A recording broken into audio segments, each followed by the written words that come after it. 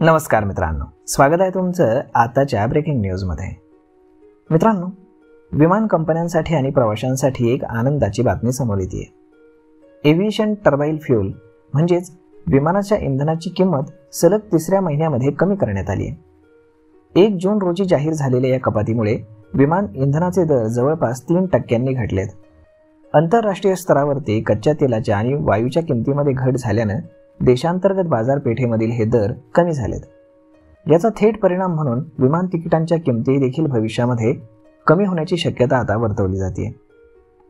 यासोबतच हॉटेल आणि रेस्टॉरंटमध्ये वापरल्या जाणाऱ्या 19 किलोच्या व्यावसायिक LPG सिलेंडरच्या किमती देखील कमी करण्यात आल्यात, ज्यामुळे व्यावसायिक क्षेत्राला देखील मोठा दिलासा मिळालेला आहे।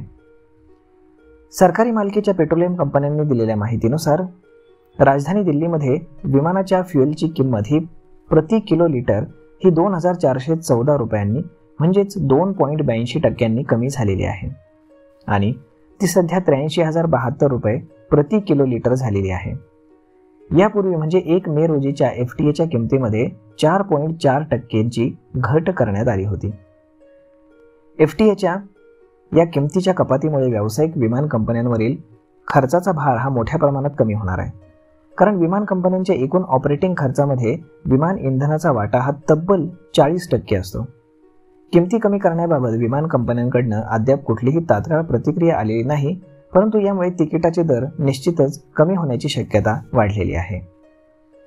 तर मग मित्रांनो, अशा पद्धतीने आता जर तुम्हालाही विमान प्रवास करायचा असेल तर विमान प्रवास लवकरच स्वस्त होण्याची दाट शक्यता आहे, कारण सलग तिसऱ्या महिन्यामध्ये विमानाच्या इंधनाच्या किमती घटवण्यात आलेल्या आहेत।